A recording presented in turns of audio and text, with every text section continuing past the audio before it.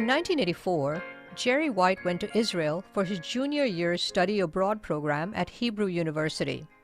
On his spring break that April, White and his two American roommates went out hiking in the Golan Heights in northern Israel, tracing the footsteps of biblical prophets. They got off the beaten path to set up camp. One morning, White walked ahead of his friends and stepped on a landmine. He was just 20 years old. Hello, everyone. I'm Chitra Ragavan, and this is When It Mattered. The tragedy of losing his right leg to a landmine transformed White into a student of resilience and survivorship and an advocate for landmine victims. He became a charismatic activist who worked closely with Princess Diana, Queen Noor, Paul McCartney, and others to fight for a global ban on anti-personnel mines. White's high-impact campaigns resulted in 3 major international treaties, and in 1997 he shared the Nobel Peace Prize awarded to the international campaign to ban landmines.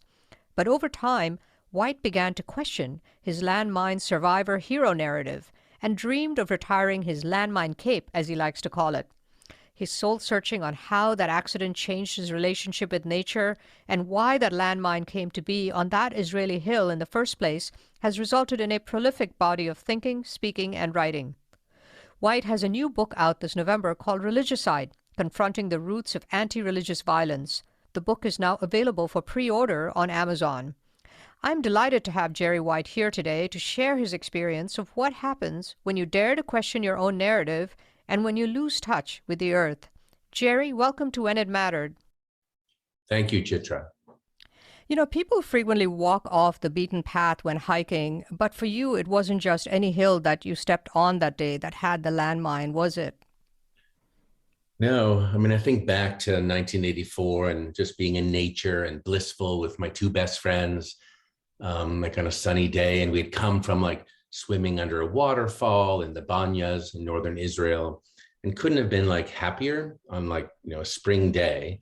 And then as we were walking through the woods, the funny thing is, I remember this, there was a fork in not the road, but in the woods, and there were 2 paths, and one path was well-trodden, and I saw tourists and others like heading in that direction, and then the other was sort of overgrown. So it's here that I blame Robert Frost, of course, for the mistake, that we turned left to go down the path less trodden, that was sort of worn and not quite clear, and to get away from where everyone else was walking.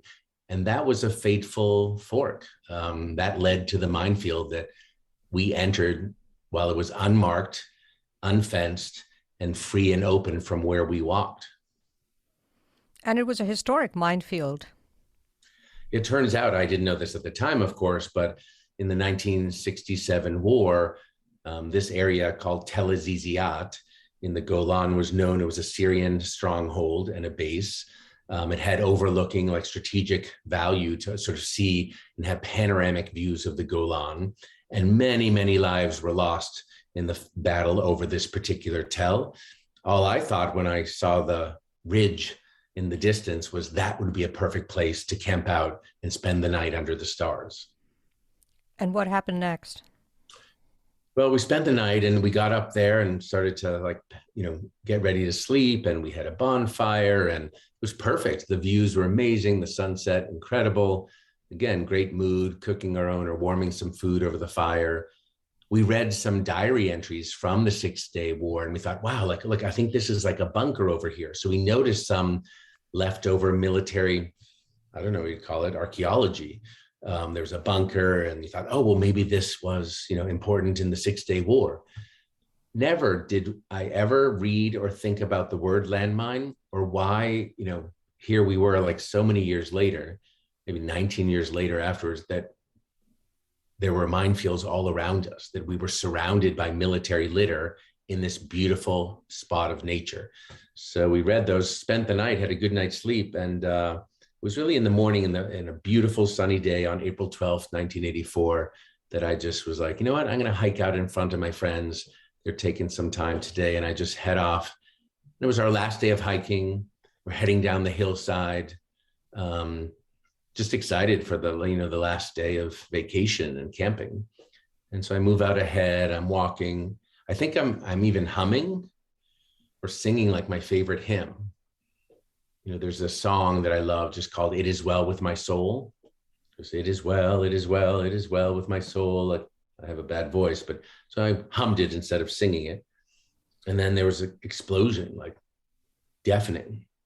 And I was thrown in the air and I just landed on my face and had no idea what just happened.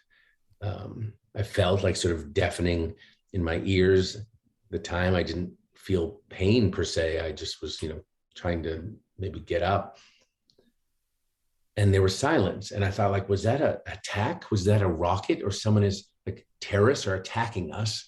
And someone just maybe launched a Katyusha rocket from Lebanon and it landed on this site. Like, I had no idea. Out of the blue sky, literally, it felt like something had attacked. But it was dead quiet. And then as the dust settles, my two friends started to yell at me not to move. So it obviously had dawned on them before it dawned on me that we were in a minefield. We weren't under terrorist attack, that the threat, the terrorists were buried underground all around us. And you probably had no idea too in that shocking moment, right? That you were the one affected, and your friends must have been beside themselves in a foreign country. They knew it was a life-threatening emergency, medical emergency, even though you didn't quite know yet. Mm-hmm. Mm-hmm. And one of my friends, he ripped off his jacket and then t-shirt, and that was Fritz. And they got to me. I didn't see how, and they flipped me over. And so one friend was from Wisconsin, the other was from Texas, David, and David was pre-med. So thankfully, he knew how to tie a proper tourniquet with Fritz's, sweaty white t-shirt. So when they flipped me over, then I saw that my right foot was just MIA. Like, I was like, where's my foot? Like, where's my foot? I see like blood just pouring out of the remainder of my leg. Where's my foot? Like, where's my foot? Like, literally chanting, where's my foot? Where's my foot? And then I look over on my second leg. It's like a cartoon. I remember it, like your clothes are all shredded and it's sort of smoky and smudged. But then I saw bones sticking out of my left leg.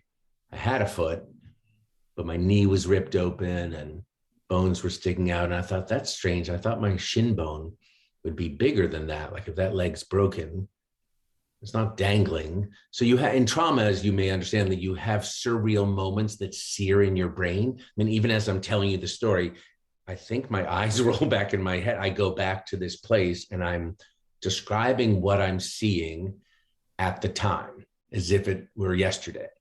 And I'm like, no, I thought to myself, those are little bones. Why are they little bones? And later on, I learned that it was because the foot that had been exploded, that stepped on the landmine, had shattered, and splinters from that leg had become projectiles, like bones that shot up like arrows into my body. And so that's why it seems strange to have so many little bones sticking out of my calf and my knee. So I remember that.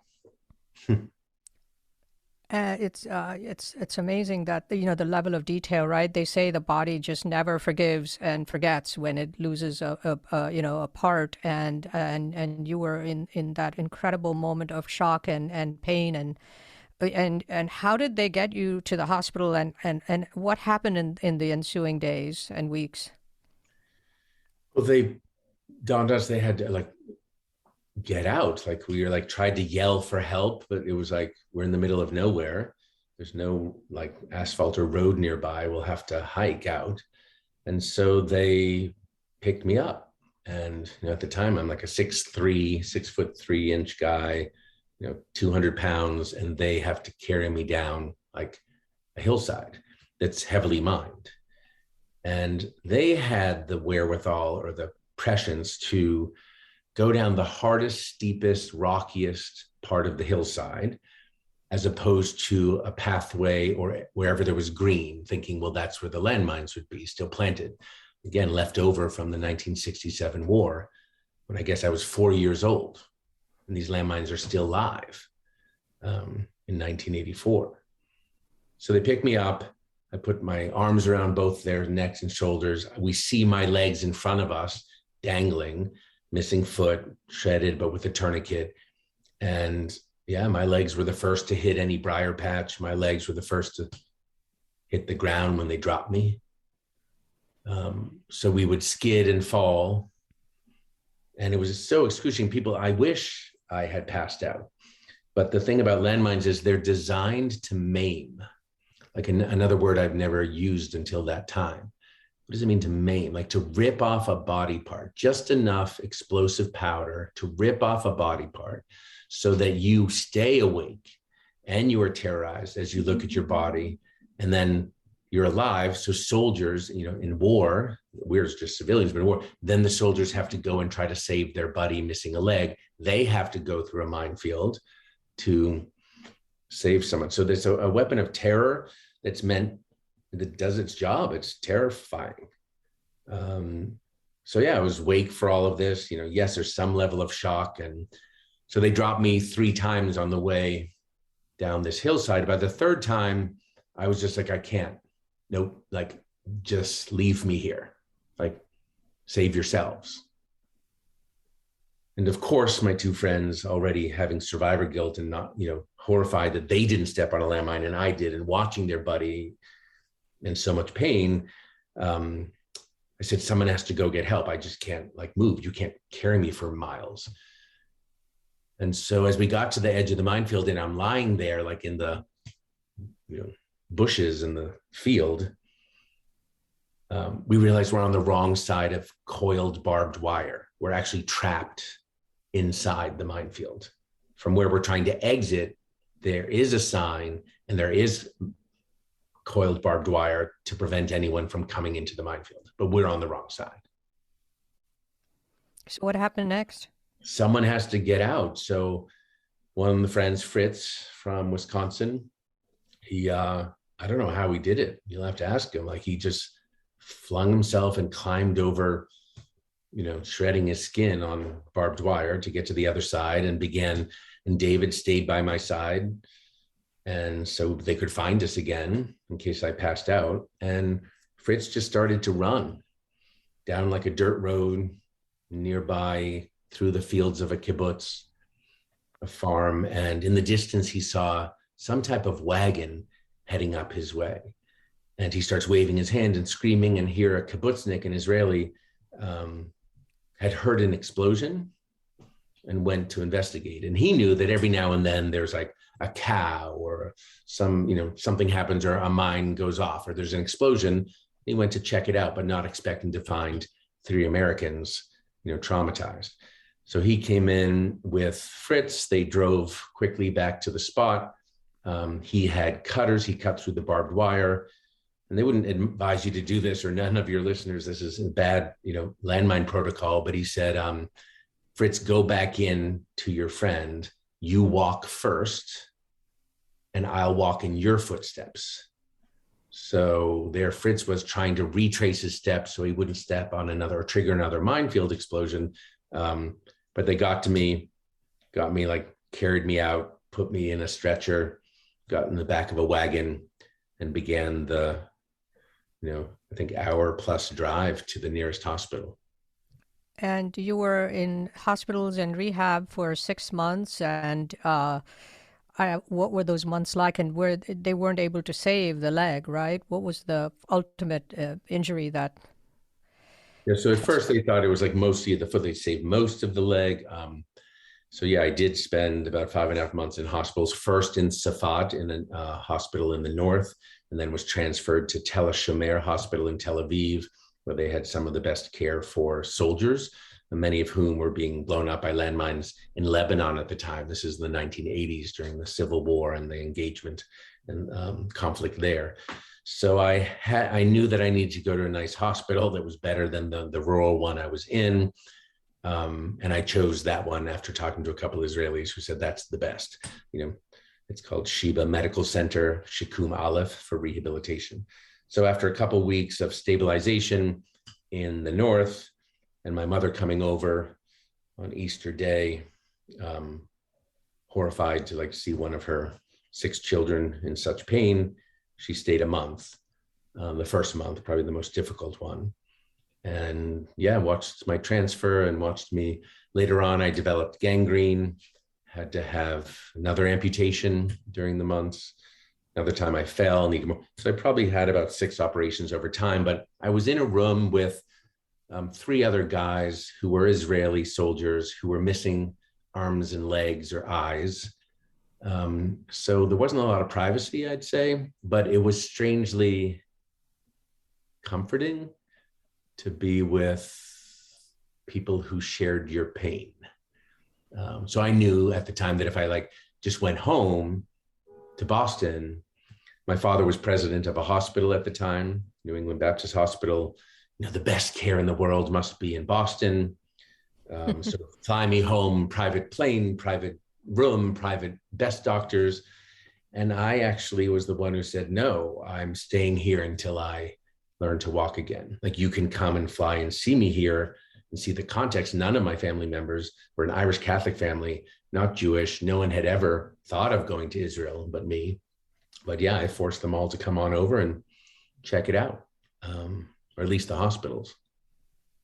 And how did you? I mean, you were just out there enjoying nature that day, as you said, and you were doing like all the right things, like you were an Irish Catholic student who wanted to study another religion, and you were like, learning everything you could, and then your walk just turns into a tragedy. I mean, did you feel wronged, and how did you feel about that, being out in nature and having this encounter?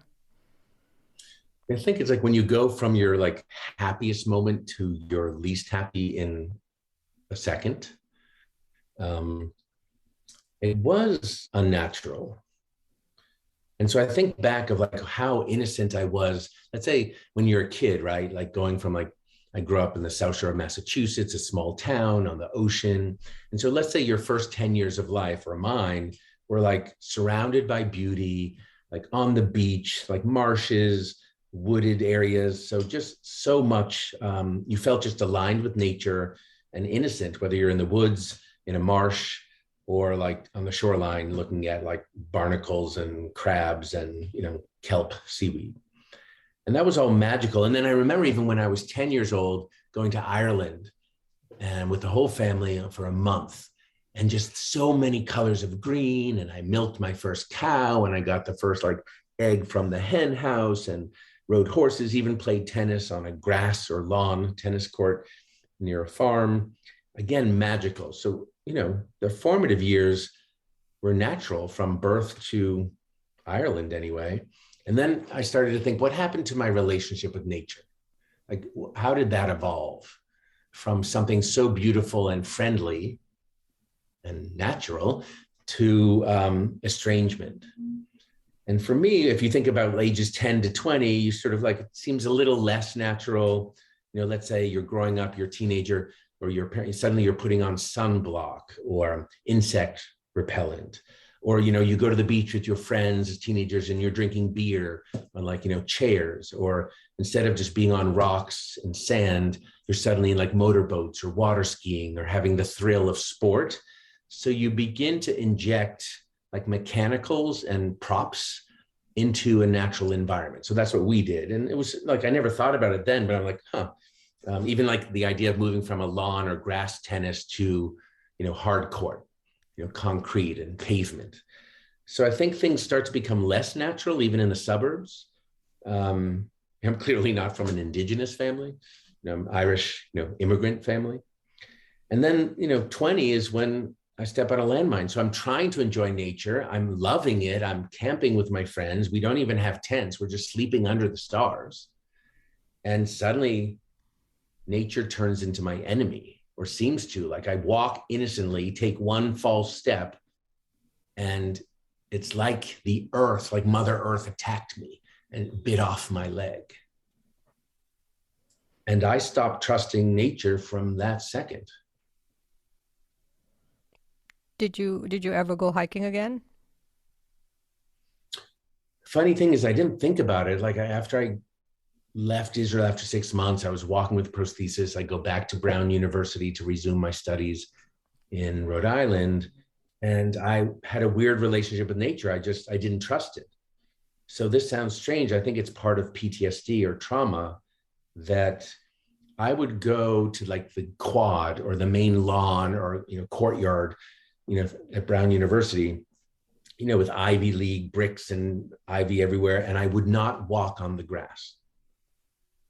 Something said like, stay to the pavement. I wouldn't even walk on the grass. I knew in my mind factually that there was not a minefield in the center of campus or like here in the United States. However, last time I trusted nature and walked innocently without thinking about it, I got blown up. So I wouldn't even walk through the parks or on grass for a couple years. I knew that was something wrong. I didn't get help for it. It like seemed to fade. And then it turns out I never went camping again. For 20 years, I never resumed my relationship with nature, until it turns out a friend who was a roommate in Jerusalem wanted to have a reunion. And he invited Fritz, David, and myself to go camping in the Boundary Waters in Minnesota. And what was that like? It was strange. Like I of course was so excited to see like some of my best buddies, like and take a vacation with them. And I hadn't seen them in a while. And these two guys, like two of them saved my life. They're the reason like I'm alive, got married, had kids, all that good stuff. And when I got to the airport, I was having trepidation. I didn't know what it was. And I saw them and everyone seemed sort of short, like, just sort of terse or tense. And granted, you're getting your luggage, you're getting ready to head out. And it dawned on me, and I asked my two friends, hey, have either of you ever gone camping since 1984, since our last camping trip together? And no one had thought about it. And none of us had gone back into nature. That's incredible. Just without even questioning it. It had just been something one does not do. I mean, yes, you might be on beach trips. Yes, you've been on ocean. Yes, you might have taken your kids to the park, but not the way one does when one is like, naked and aligned with nature. So then we realized, yikes, this is the next time we're doing it. I hope something bad doesn't happen this week. And did it?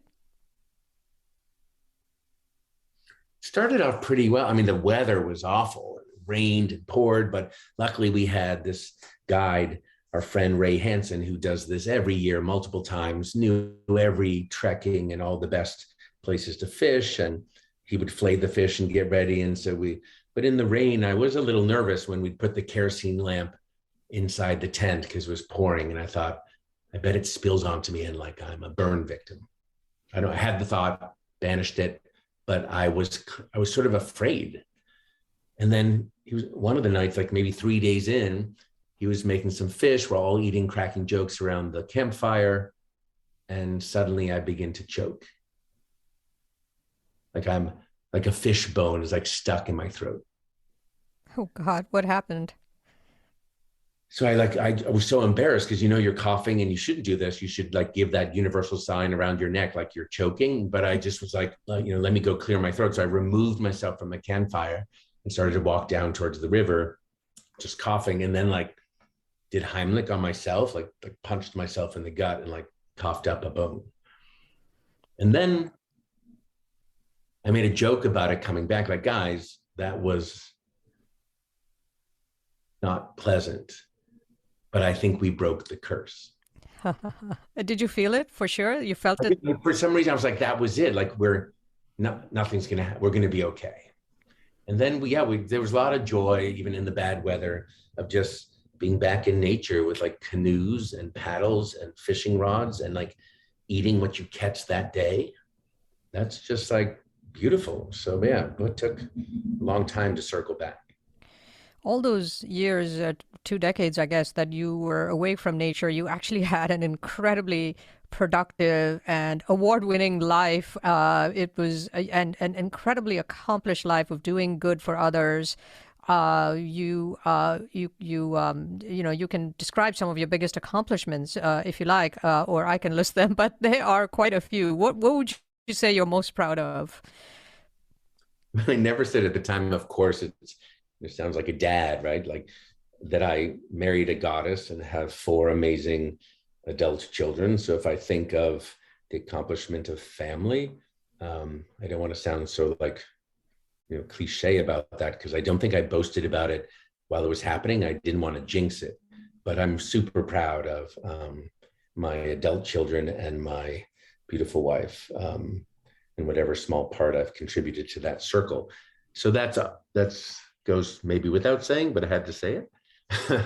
But the others were Yes. like, no, I'm not like you like, I mean, awards make your mom so proud and your dad so proud and the family proud, and you do these things. But I look back and think that this culture of heropreneurship, like giving people awards, whether human rights awards, humanitarian awards, even when we went to Oslo to pick up, the Nobel Peace Prize, like the award of all awards, and you're in your tux and you're meeting the royal family, the king and the queen, and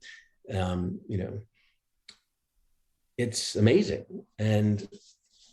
But we had just negotiated the treaty to ban landmines. We hadn't gotten all the stockpiles destroyed. We hadn't removed or made countries mine free. Hundreds of thousands of survivors were going without legs or jobs or access to any care.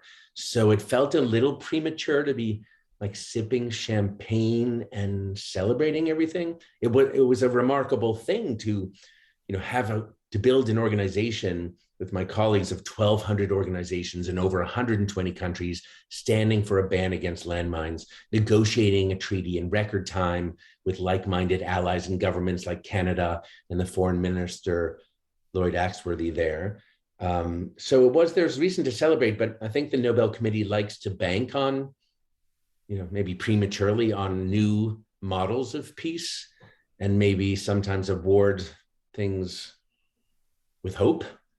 But then, the good news is over the next 10 years, we destroyed tens of millions of landmines and countries became landmine free with international assistance. And over 169 or 70 countries have joined the ban on the production, use, export of anti-personnel mines. So it's like civil society. This was a signal in 1997 that civil society working together became a superpower that could stand up to the likes of the Soviet Union, the United States, and big powers, and the people power won. Earlier on, you described yourself as a heropreneur, and then I've heard you use the word transpreneur in talking about all of this work that you did with your colleagues to get these laws passed and these three major international treaties, the Landmine Ban Treaty, the UN Convention on the Rights of Persons with Disabilities, the cluster munitions ban. What does it mean to be a transpreneur, and how did you manage to pull this off, to get this kind of consensus? What fueled you in terms of the energy that it takes to pull these things off? That's a good question. And I laugh because I don't know, except that I say there's divine energy on your side when you're standing up for something that is right and good, a ban on weapons that like maim children and refugees, or in war where 80 to 90% of victims are civilians, not the soldiers. So, or a billion people around the world with disabilities who are invisible to the human rights network and regime, with no treaty to protect them, living in poverty. So when you pick an issue where clearly like it's social injustice is raging and rightness is on your side, I think spirit is at your back, and the calling is clear and the direction has a moral compass. So it wins in the end. Like I'm a romantic, like that, it wins. And also you share in leadership. It isn't Jerry White. It's like, hey, you got a shovel, you got a dog, you got a pickaxe, like let's build. Like everything to this day and age, I think it's about co-leadership, sharing leadership, coalition building with strange bedfellows that are unusual. don't do the obvious, and that our work begins at no. People will say we'll never have peace, or you can't possibly, or like landmines will never be banned, go home, says NATO, says the Pentagon, says most everyone. And you learn that our work begins at no when injustice is involved.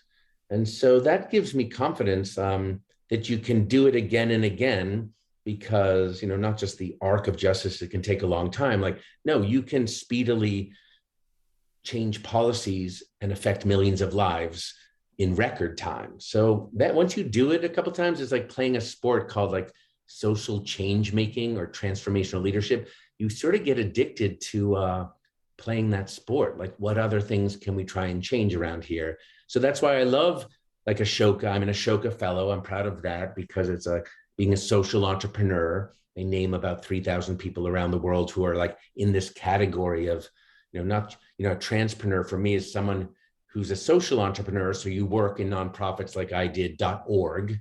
And that's like, entrepreneurship. Like you're working on coalitions like we did with the International Campaign to Ban Landmines. But also the .coms, they're entrepreneurs, right? The standard definition of the Steve Jobs or people start things.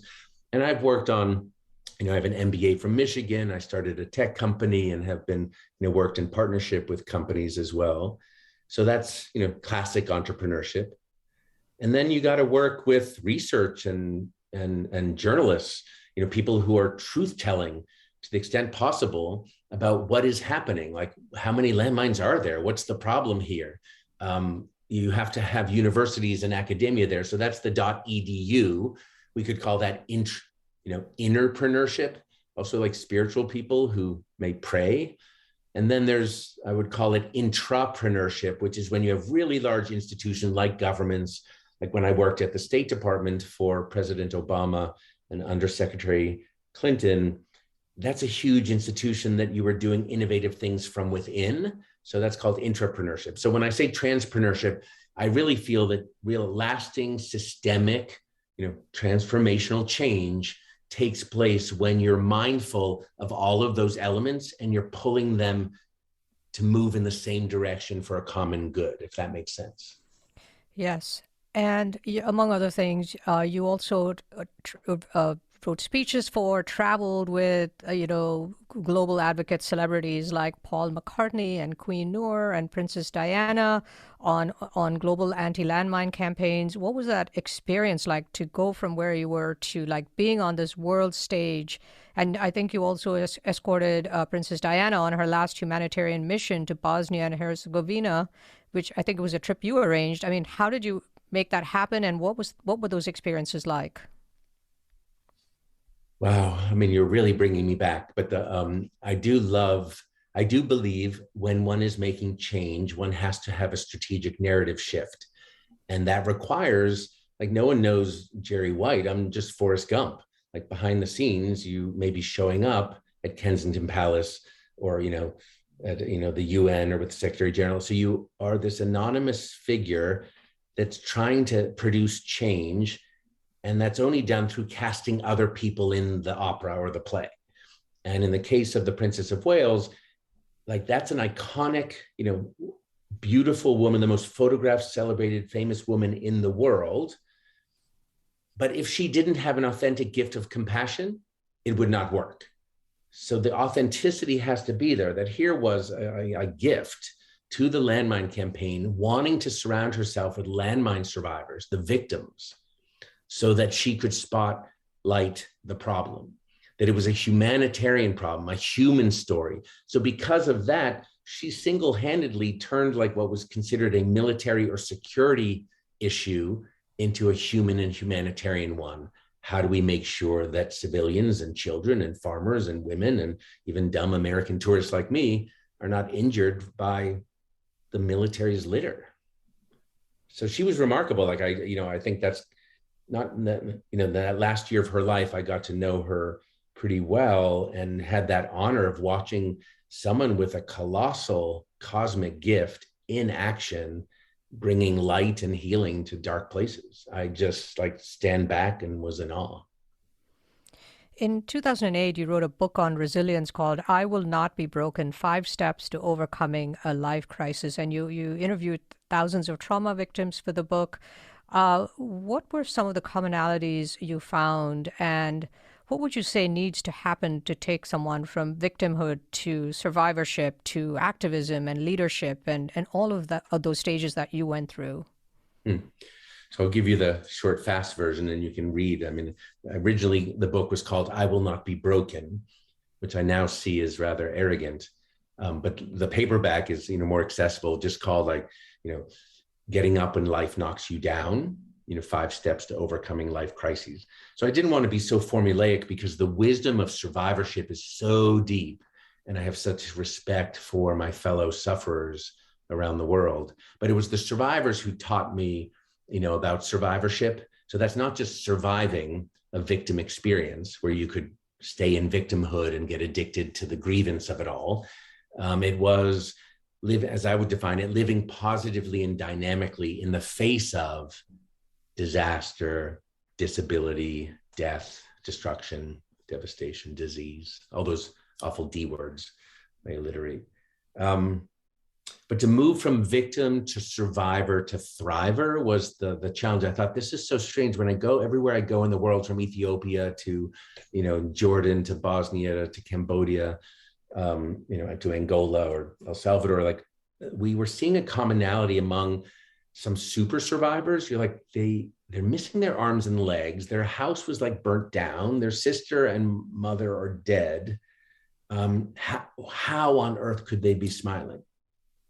How? Like they didn't get the memo that their victimized life sucks, is awful. You can't fathom the level of polytrauma that has been inflicted, like at the level of, the book of Job in the Hebrew Bible.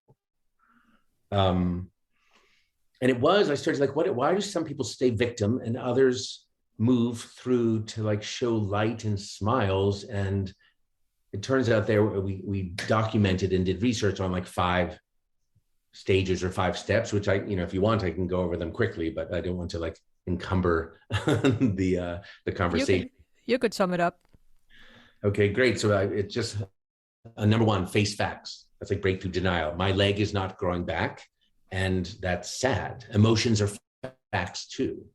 So there's things that happen to us, fact, how we feel about them and how others react to them. Those are facts. So you just can't get beyond that worst step of like, this sucks and I'm super sad.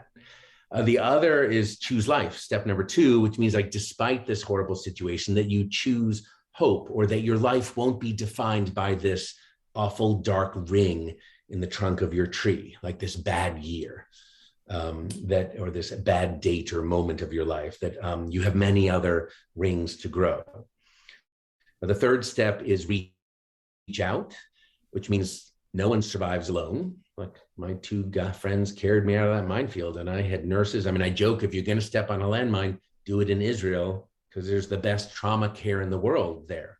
Like this was sadly normal, and the care was remarkable. And so we need each other at all different levels, from family to friends. So even if it's not your immediate family or you have trauma, there are others who can come along, but you cannot survive alone, just like you can't succeed alone.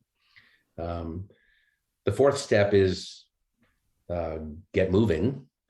Basically, like, movement in life is so important. So the first time I was in a wheelchair, I remember vividly this nurse looking down at me, and I was in a lot of pain, had lost a lot of weight. I finally get out of off the IV and out of the hospital bed. And I sat there and I wanted to go to lunch, like at the cafeteria or whatever, wherever they fed you the hard-boiled eggs. So she looked down at me and laughed and said, "Well, Jerry, if you want to move, then push." And it was sort of like Israeli tough love, but I realized that movement is important. No one will do your rehab for you. It's yours to do your sit-ups and push-ups, in real life or metaphorically. But movement, physical movement, and getting out of bed and into the shower or shoes on, whatever it might be for you, moving from A to B to C is part of recovery and resilience, and something one does. And lastly, the fifth step is give back. Basically, we noticed from the research, but also those survivors who were smiling at some level, they were givers. In small or big ways, they had learned to pay forward, or it might be such a small thing as just texting someone or visiting someone. Or with many of the survivors we worked with, let's say we offered a greenhouse to get back into micro enterprise or farming, then they would give or pay forward their round of tomatoes for the local orphanage, for example. So it was a way to trick the system into giving, not to stay in a victim space of entitlement or taking. And the givers shine. And, they say that we're wired as humans to, for serotonin levels or dopamine hits go up when we have food, sex, sleep, and giving. So, log on and start giving or do something kind for someone. In fact, you'll find that that is one way to break through like the darkness. Well, you spent 2 decades of your life giving back and helping others, and preventing the thing that happened to you to happen to others and to remove the world of landmines. But then you started to feel really somewhat constricted by your narrative and sort of your hero story. What was going on? You realize that you can't be defined by a thing, and that you're a whole person, no matter how many limbs you're missing or what disease you have or what hard luck you've experienced. So it came a point where I felt like I had taken on this landmine. I mean, I was loath to professionalize a personal experience. I was uncomfortable. Like, I'm from New England. I hadn't talked, for like 10 years, I never spoke about my landmine accident. Like most people didn't know I was an amputee if you hadn't seen me in shorts or at the beach. Wasn't that I was hiding it. It just was like, it's unseemly, to draw attention to your scar tissue.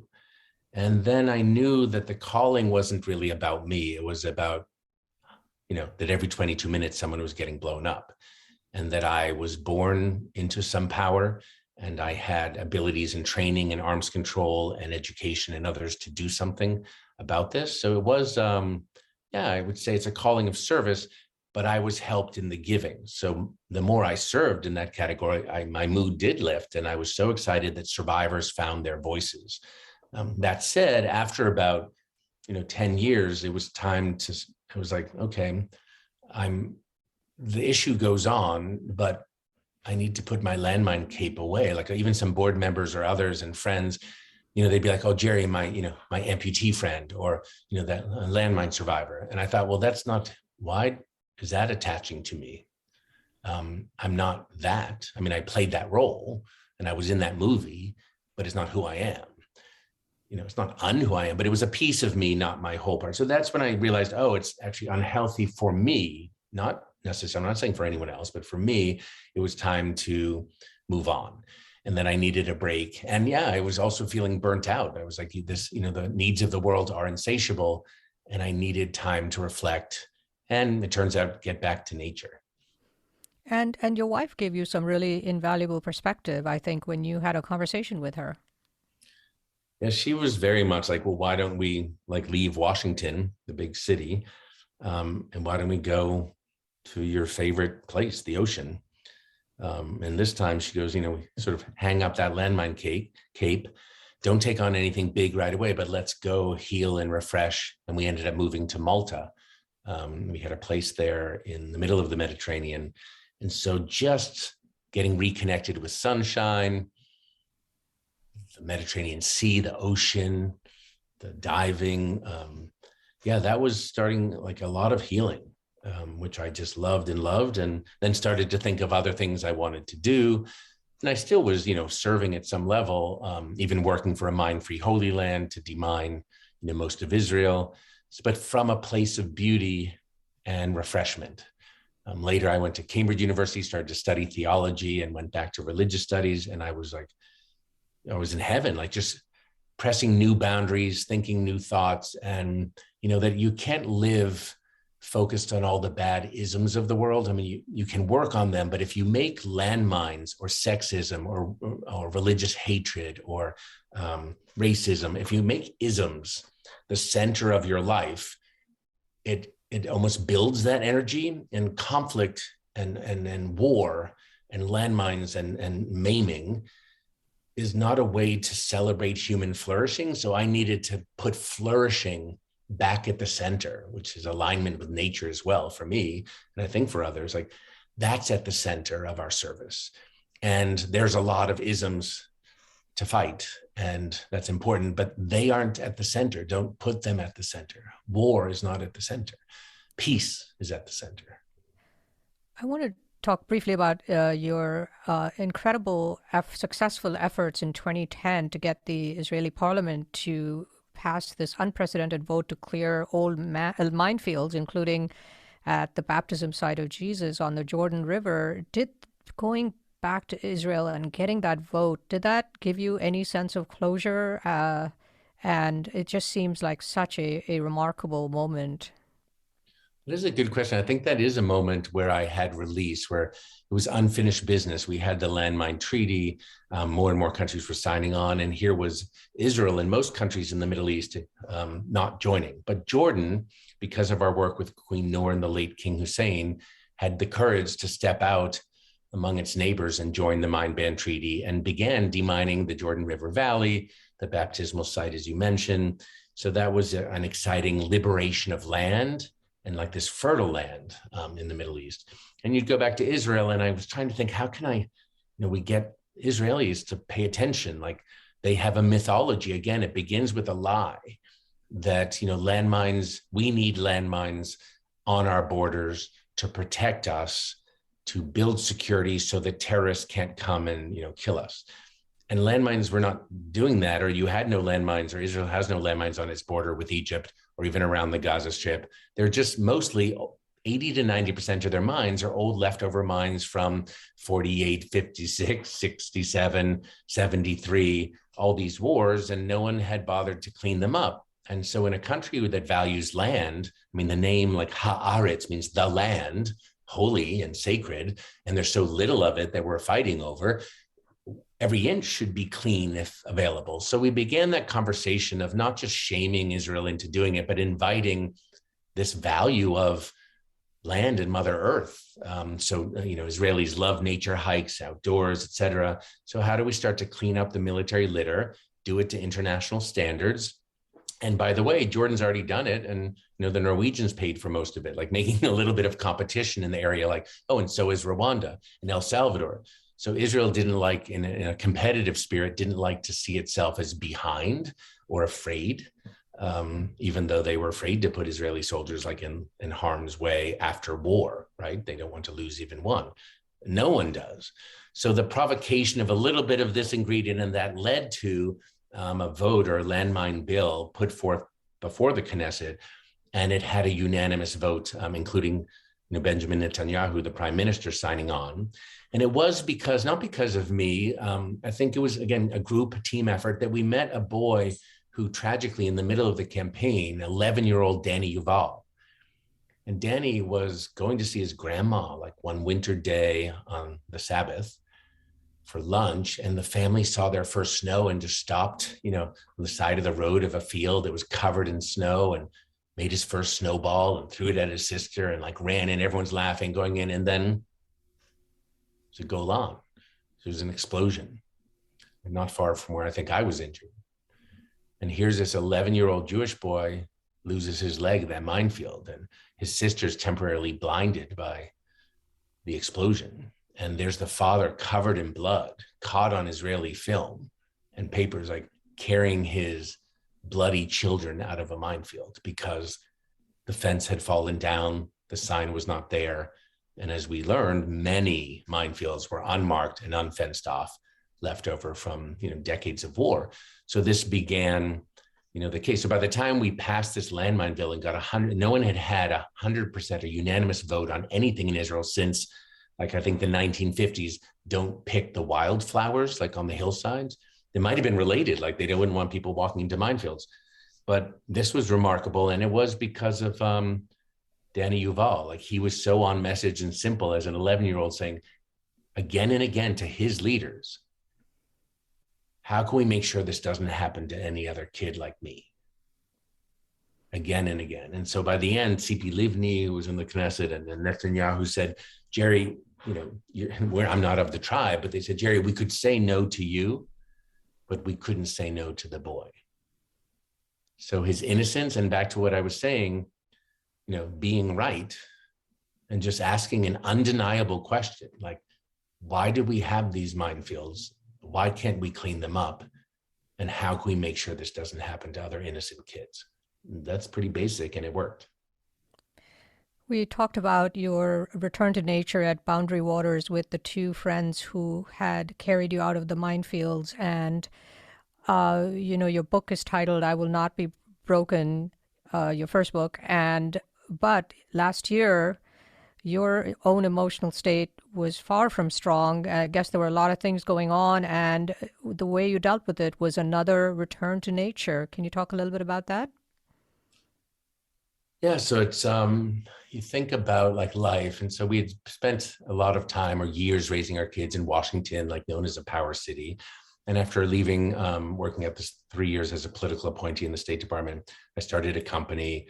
There was a technology, like a predictive analytics company, that I thought might be like one of the most important contributions I could make to the planet, meaning how to, with high accuracy, predict geopolitical events and how to head them off, like to game out better futures and to make it democratized, that everyone could use game theory to optimize like wiser decision making. So I was so excited about this, again, like vision, entrepreneurship, but I didn't execute well. A lot of things went wrong. And then it went bankrupt. So I'm like, ouch, like I'm sort of not used to this level of failure, like big, financial as well as like emotional and others. So that was tough. And then, so my wife and I decided, well, let's get back to nature once again. So instead of Malta this time, we moved to St. Augustine, Florida, which is the oldest city in America, only about, 8,000 people on a coast. So going back to a small town on the water, not unlike the small town on the water that I grew up in, very charming, and just spend time in nature. I was like, this, how wonderful. It's Mother Ocean. I'm back and walking the beach. And, I'm teaching at University of Virginia, I'm commuting, I'm writing, working on a book. And then the pandemic hit, and we were rather isolated, back to like step number 3, reach out. Like we were alone in the pandemic without a community or friends. And we brought my mother down from the Boston area because the assisted living facilities, as we all know, many were getting infected with COVID. So the pandemic was there and spreading. So we took her care, to Florida. And I think the combination of, I'm no match for Alzheimer's, I'm no match for a pandemic, I'm no match for the politics in Florida. Like this is during also the 2020 elections where Florida, like people were like, you'd put out a sign and people would steal it down or threaten you. And, flags of no mercy and Trump 2020 were everywhere. So it was, you didn't know your neighbors. And although it might be called a purple state, you didn't know there, I had no relationships there. And it felt people would be screaming at my mother with Alzheimer's if they saw a Biden, bumper sticker. And I was like, my mother doesn't understand what's going on. So I guess that's the end. Like as you're walking the beach and crying more than is natural over your impotence in the face of, this triple threat, I said, the sequel to my book, I Will Not Be Broken, really is I am broken. Like, in a weird way, when you have no control over the universe and the whims, or even like you're aging and you're looking death in the face every day with my mother's illness, like, no, like we all break. So that was the coming full circle, like I think the humility to just say, but for the grace of God, do any of us get to the next day? And yeah, even aging is a form of, I would call it trauma in slow motion, that we live with this, this recession until death. So I don't want to, it's not so poetic really. It just means like, shit happened and I didn't do very well and had to actually like get back to like, how do you just follow my own steps in the crawl back north? And now we're back in Washington and happily like writing and teaching at UVA, the next generation of what I would say are like rising social entrepreneurs. an idealistic generation that is inheriting so many problems, and they want to learn how to have impact, how to measure it, and to make a difference in the world. So that's an exciting, sequel, I would say, to my brokenness. Yes, you're teaching this really popular class at the University of Virginia on religion, violence, and strategy, how to stop killing in the name of God. And you have a new book out in November, Religicide, Confronting the Roots of Anti-Religious Violence. What are the key themes in that book that you'd like to highlight? I think the book is already available for pre-order, right? Yes, I mean, I write it with my co-author, Georgette Bennett, who's the daughter of Holocaust survivors, came from Europe as an immigrant when she was a child. So we started to look at these patterns of religion-related violence with my students and researchers, including Professor Peter Oakes in the Religious Studies department. And the dean gave us some freedom to pull together teams and take a look at this is the fastest spreading type of violence in the world. It's not interstate, just such as we're seeing with Russia and Ukraine right now. It's actually religion related. And I don't call it religious violence because it turns out when you analyze it, look, that the causes of the violence are not religious for the most part in the majority of circumstances. But conflicts can become religified and therefore harder to solve when the sacred and God or divine are involved. But in fact, a lot of people have this conventional wisdom, like, religion, like the biggest cause of violence throughout history. It's just simply not true. So we looked at the cases of genocide on our watch. So if you look at the Uyghurs in China, even the Tibetans in Tibet and China, the Yazidis suffering from ISIS in Iraq, they've undergone over 70 genocides, this proto-monotheistic, proto-Abrahamic religion that is not a people of the book, but so beautiful and all about blessing. They barely survived. Maybe there's 800,000 left. So we look at the Yazidis, and we also look at, religious minorities around the world, but we also looked at indigenous experience, including in the Americas, and what does it look like to have potentially a religicide in slow motion? The assault on Native Americans in our backyard here over centuries, where like white colonial settler ways killed millions of people. And with the hallmarks, anyway, I'll just summarize for the book, is like when you see religicide, like the killing of religion and its people and heritage, you see genocide, the killing of the people in the communities, and again, femicide, like killing of women and their rights as well, enslavement of women. You also then see ecocide, like the destruction of the environment and nature, or wells and water, so that people cannot return to their sacred space, their homeland, or inhabit where they used to live. And lastly, factocide. We're seeing so much the assault on truth, where narratives are filled with misinformation, disinformation, and lies. For example, the Yazidis are devil worshippers. It's just an outright lie, but if that's what causes Sunni, Shia, or Kurdish people in Iraq to say we can scapegoat Yazidis, everyone agrees they're not worth it, based on misinformation of culture and ignorance of religion, that's problematic. So yeah, religicide has all those hallmarks, and we look at what would it look like to stop it, interrupt violence, and take on the toughest cases of our day. This is, beyond the Holocaust and Shoah, we say never again when it comes to mass murder of whole peoples. And it seems to be ever again that we're seeing mass murder of peoples and their cultural heritage. You see Russian President Vladimir Putin now invading Ukraine and claiming that he is getting rid of the neo-Nazis in Ukraine. And you're also, you've talked about military litter, and you can see the, carnage, both the human carnage, but also the mountain of military litter, the tanks, the trucks, the planes, the helicopters, all broken on the wayside, along with the bodies of Russian and Ukrainian soldiers. How does a society, a culture, a country, its people recover from something like that? Yeah, you don't want to sound, it's the middle of this horrific onslaught where you're seeing, again, like cluster munitions being dropped that will include like military litter that blow up children and cause maiming and amputations for years to come. So when you're inflicting collective trauma, again, based on factocide, like misinformation, disinformation, and outright lies, you need to correct that as soon as possible, what is actually happening, like real time. So when journalism and intelligence work in the right direction, as we see, that can be helpful. But then the information sources are cut off, and it's very important that Russians and Ukrainians and the whole world see as much possible, what is happening, what the truth is on this onslaught by Putin. Yeah, and it takes, I'd say every conflict takes strategies that include top-down strategies, government to government, United Nations, doing their thing. And we're seeing with NATO and the West allying in most of the world, condemning, as they should, this unnecessary war and invasion.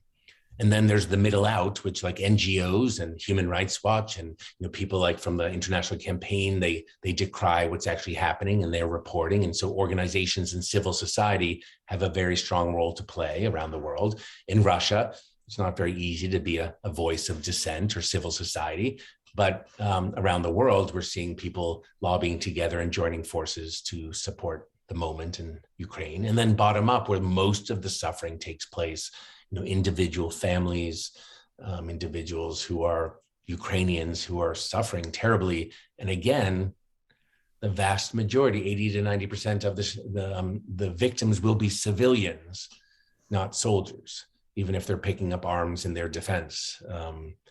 This is the human catastrophe is playing before our very eyes. So it's the destruction of like land and nature, and all based on lies, and to go after, millions of people at risk. So this is, in a sense, it's not done in the name of religion. It's, old-fashioned interstate war based on other lies, but this is, as much a tragedy as like we've seen in our lifetime as well. But meanwhile, I would just add that while Ukraine is in the headlines, these other religious sides of BIPOC, Black and Indigenous and people of color around the world, continue on in the scale of millions of people, going missing, being enslaved, imprisoned, and killed, and their heritage wiped out. So I would just continue to say all we can ask is to not suffer compassion fatigue, but to allow our hearts to be broken out as we pray and take action to support all of humanity and all families who are suffering in the world today. I want to close this conversation by asking you a couple of questions, one about God, the other about nature. Despite what happened to you, I know you went to Israel to study Hebrew, to study Judaism, but despite what happened, did you ever feel when it happened that you no longer connected with God, or have you ever been tempted to walk away from God? I think I would answer that, like, over time, as I've learned in my body, that I'm differently abled. One day I have both legs, the next day I have one leg. So over time, our bodies change, we're differently abled. I also would say we're differently faithed, F-A-I-T-H, over time. That, what I believed at age 5, versus age 20 in that minefield versus now has evolved and been seasoned by experience and testing. So when I was in that minefield, I somehow knew God was with me. I had like a strange message. I call it like a grace capsule, like in the middle of all the blood and the violence and the pain, something stopped and I felt I heard a message like, you don't die this way. There's a purpose for the Middle East. Resume blood in action. Like, I don't know, could have, like, maybe that was a survival skill that gave me hope, but I somehow knew in the middle of that godforsaken minefield, when there would look like there was no hope we get out alive, that wasn't the end.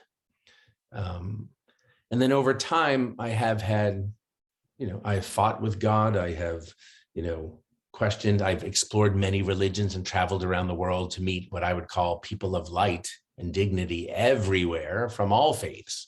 So I learned so much from each tradition.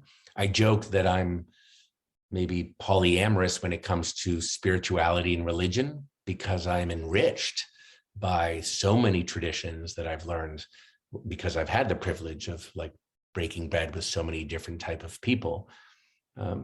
When I was saddest and like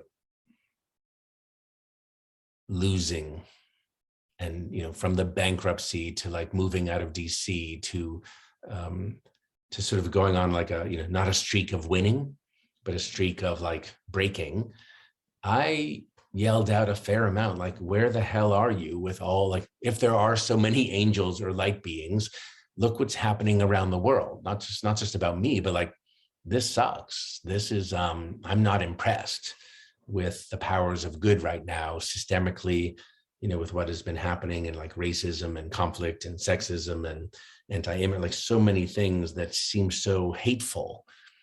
And so there are times where you're tempted to despair. And then I say, face facts, like, I'm despairing today, and then choose life once again, a new day. And so I think choosing life is a code, choosing hope, choosing that my life is bigger than myself, that spirit and the universe, that an ultimate being or reality encompasses all. So we find in the studies on resilience that faith allows and spirituality are a competitive advantage when it comes to survivorship, because of your moral compass and your faith and some optimism, and also that it's social, that in groups we survive, not alone. So the role of religion and spirituality, or however, whether it be, AA meetings or clubs or interfaith clubs, like, these are so important that we connect to one another with trust and faith and hope, and that we are in service to our communities and to humanity. Those are the callings that I think are divine. And so in that, I see God and the divine infused everywhere. I see, that I grew up with the portal of coming to faith through Jesus and through my upbringing as a Christian.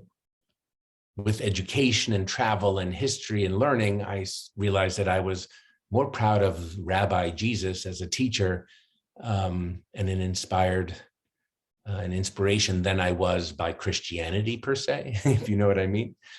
But I don't throw babies out with bathwater. With that, I become differently faithed over time, and I'm comfortable in all sorts of Abrahamic tents and non-Abrahamic tents. And really the greatest tent of all is my return to nature. And maybe that's more indigenous practice, but going back into the water and into the woods and into the earth is where I say, like, oh, it's all written here. And when you were broken last year, or you felt broken, you weren't broken, but you felt broken, you did a vision quest in order to, again, get sustenance from earth, from nature. What was that like, and what can others learn from your experience and reconnect with nature? I'd say I'm no model, but I returned to nature by, maybe in my 40s and in my 50s primarily, would say, like, first I returned by learning to breathe again. I realized that it's unhealthy if you're just so busy and running around that you've forgotten how to breathe. And someone asked me one day, like, did I know how to meditate? Did I have a spiritual discipline? And I am like, well, I have faith and I'm spiritual, I said defensively. And they said, no, can you breathe? Like, well, you've done a lot of things. Like, what, can you slow down? Can you sit still? And this friend said, you remind me of a donkey with a carrot, attached in front of it. And you keep chasing that carrot. Like, what's the carrot? Like, why can't you just stay and find today sufficient? And so they taught me about meditation. At first it was like, just learn to breathe 60 seconds a day, sit still without coffee or cell phone, breathe. Then, for a month, and then do 2 minutes a day for the second month, 3 minutes a day for the third month. By the end of a year, she said so simply, you would have what I call a spiritual discipline. That's 12 minutes a day, sitting in stillness with our breath, which is fundamental to our life. I thought, if I can't do that, and so I tried, and I realized I was ill. It's like spiritually clogged and ill, almost like I was spiritually obese. Like, I couldn't do a push-up or a sit-up at the spiritual gym of breathing. And that alarmed me. So that was part of my trek back. I was like, wow, this is worse than I thought. So I started to spend more time in nature, started to learn techniques of breathing and meditation. I'm not dogmatic about anything. I'm just like, breathing is good and nature is great. So the return to nature, return to the ocean. And then the vision quest was something that I realized I also did not know the indigenous or native stories as well as I should. And nature had been my enemy for too long. So a shaman, indigenous Jewish farmer, deaf friend in Wisconsin said, Jerry, why don't you try a vision quest? I was like, heck, what's that? So I wouldn't say it was a full out one because it was during the pandemic and I didn't have access, but I just went into the woods for 5 days on the side of a mountain and sat and talked to the ants and the birds and the bees and the dead trees and the live trees and the sunshine and the mulch. And, just the quest is just to ask, why am I here? What message or mission shall I serve? And how best can I be of service to that calling? So it isn't about like a yoga mat necessarily, or like sort of like all about me, like, what's next for me? It's how can I be interdependent and work alongside nature in the calling where my little speck fits in. And so that was humbling. I just, and it took a while just to just detox and get into the rhythm of Mother Earth. And it takes different people, different amounts of time, but it took me about 5 days to just start to listen to what I think nature was telling me. Jerry, looking back at that young man who was enjoying a simple hike when he stepped on a landmine and felt that the earth had risen up to attack him, and who for 2 decades lost touch with nature, the activist, teacher, author, father, husband, the Nobel laureate that he would go on to become, what would you say to that young man and the journey that he has been on? Never stop believing you're more than your body. Nature is your mother, your ally, your friend. You're essential. Stay close. Jerry, thank you so much for being my guest on When It Mattered and for this amazing conversation. I'm very much looking forward to reading your new book and to having you back on when your book is out. Thank you, Chitra. It's my pleasure. Jerry White is an award-winning teacher, activist, and leader. His high-impact campaigns in the wake of his landmine injury, which cost him his right leg, resulted in 3 major treaties: the Landmine Ban Treaty, the UN Convention on the Rights of Persons with Disabilities, and the Cluster Munitions Ban. He shares the 1997 Nobel Peace Prize with the international campaign to ban landmines. White served as U.S. Deputy Assistant Secretary of State in charge of looking at data-driven outcomes in conflict negotiations. A senior Ashoka Fellow, White is a professor of practice in religion and political science at the University of Virginia. He teaches a popular course, Religion, Violence, and Strategy: How to Stop Killing in the Name of God. White is the author of a 2004 book on resilience called I Will Not Be Broken, and his upcoming book is called Religicide: Confronting the Roots of Anti-Religious Violence. It's available for pre-order on Amazon and will be released in November. This is When It Mattered. I'm Chitra Ragavan. When It Mattered is a podcast from Good Story, an advisory firm helping technology startups with brand strategy, positioning, and narrative.